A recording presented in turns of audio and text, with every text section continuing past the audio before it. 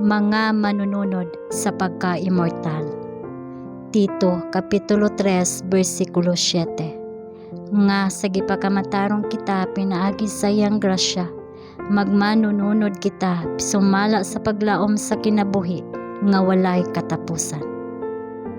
Ang matag kasing-kasing nga pangamuyo alang sa grasya ug kalig-on pagatubagon, hanghiwa ang Dios sa pagbuhat alang kanimo niadtong mga butanga dili nimo mahimo alang sa imong kaugalingon. Sultihi si Jesus sa tanan, ipadayag sa atubangan niya ang mga tinago sa imong kasing-kasing, kayang iyang mata nagasusi sa kinahiladman sa kalag ug nagabasa sa imong mga hunahuna ingon sa usa ka bukas nga basahon. Kung kamo nangayo sa mga butang nga gikinahanglan alang sa kaayuhan sa inyong kalag, tuuhi nga kamo makadawat niini ug kamo makabaton niini. Dawata ang iyang mga gasa sa tibuok mong kasing-kasing, kay si Jesus namatay aron maangkon ninyo ang mga bililhong butang sa langit, ingon nga inyo.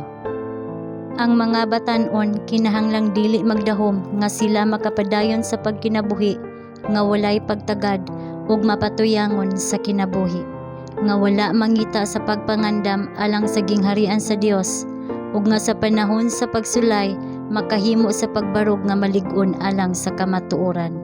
Kinahanglan sila nga matinguhaon sa pagtinguha sa pagdala nga sa ilang mga kinabuhi sa kahingpitan nga makita diha sa kinabuhi sa manluluwas.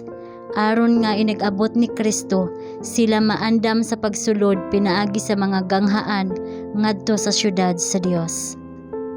Ang madagayaon nga gugma ug presensya sa Dios diha sa kasing-kasing magahatag og gahom sa pagpugong sa kaugalingon ug mag-umol ug maghulma sa hunahuna ug kinaiya. Ang grasya ni Kristo diha sa kinabuhi mutultol sa mga tumong ug mga katuyuan ug mga kapabilidad ngadto sa mga agianan nga maghatag og moral ug espirituhanong gahom.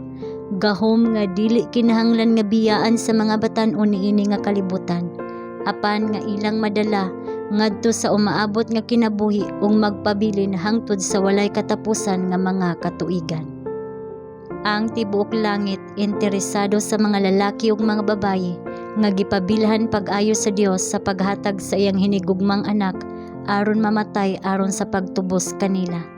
Walay laing linala nga gibuhat sa Dios ang makahimo sa maong pag-uswag sa ingon kaputli sa kahalangdon sama sa tawo. Unya sa diha nga ang mga tawo mahimong mapul-an sa ilang kaugalingon nga makauulaw nga mga pagbati, naunlod sa bisyo, unsa nga panig-ingnan alang sa Dios nga tan-awon. Ang tawo dili makahuna-huna kung unsa siya ug kung unsa siya mahimo. Pinaagi sa grasya ni Kristo, siya makahimo sa kanunay nga pag-uswag sa hunahuna.